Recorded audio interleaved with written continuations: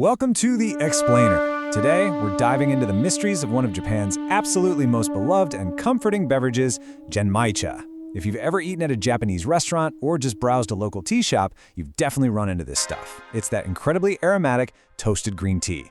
But what if I told you this everyday staple is actually hiding a massive, fascinating secret right in plain sight?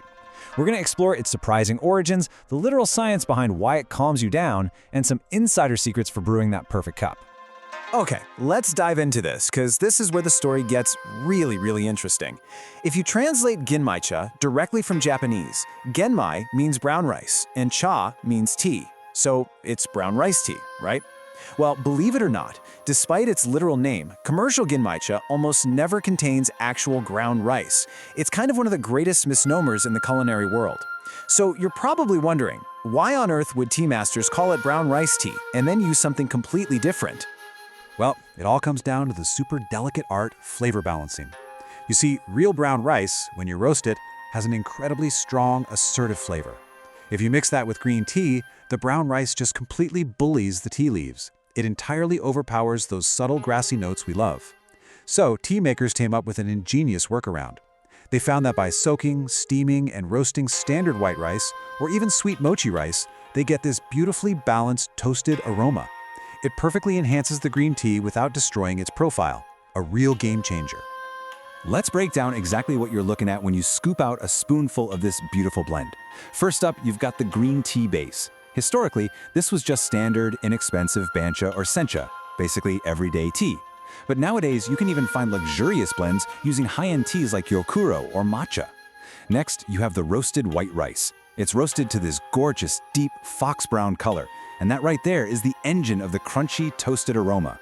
And finally, you might spot these little white, fluffy bits mixed in. Those are called hazegome. Now, what's really interesting about this is the role of those little popcorn-like bits.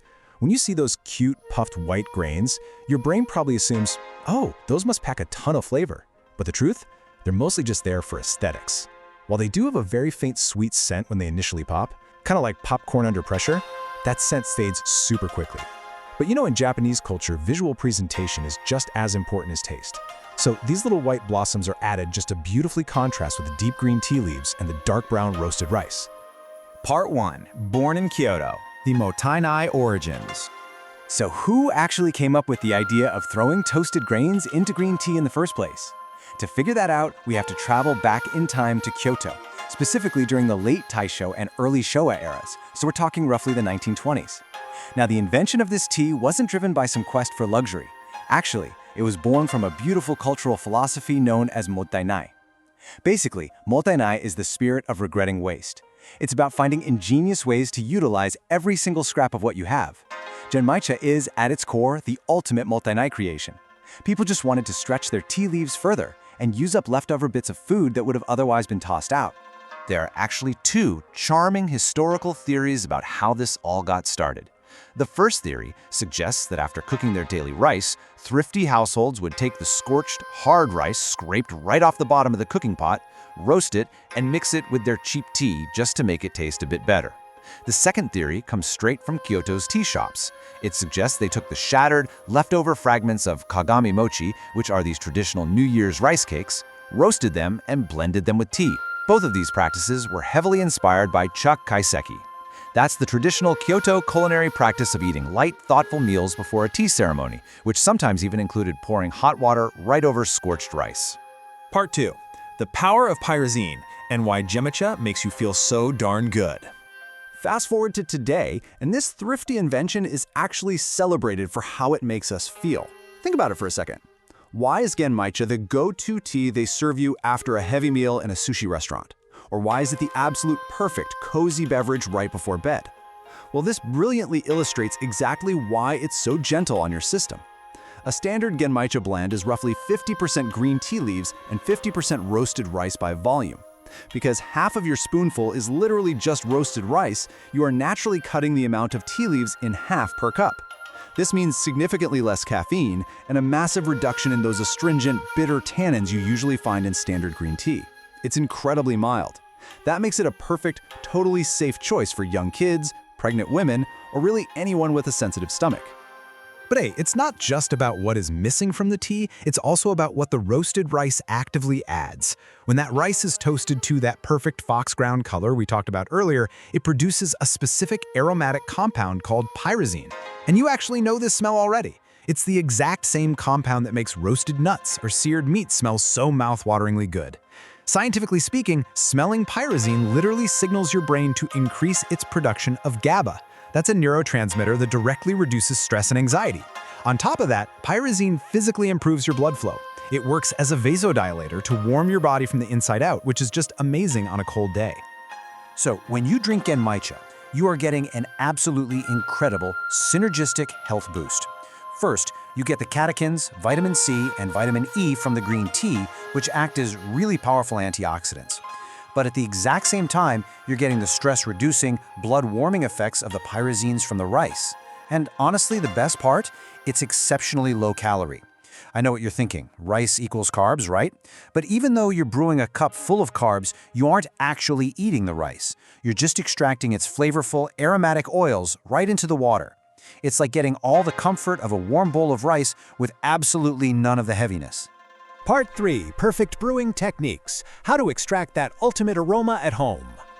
Okay, so now that we know the science, let's talk about actually making this stuff.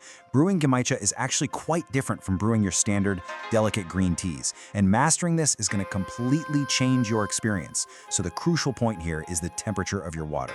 Normally, pouring boiling water over green tea completely ruins it, right? It extracts way too much bitterness, but Genmaicha literally demands heat. You want your water at around 95 degrees Celsius, which is just off a rolling boil. Why?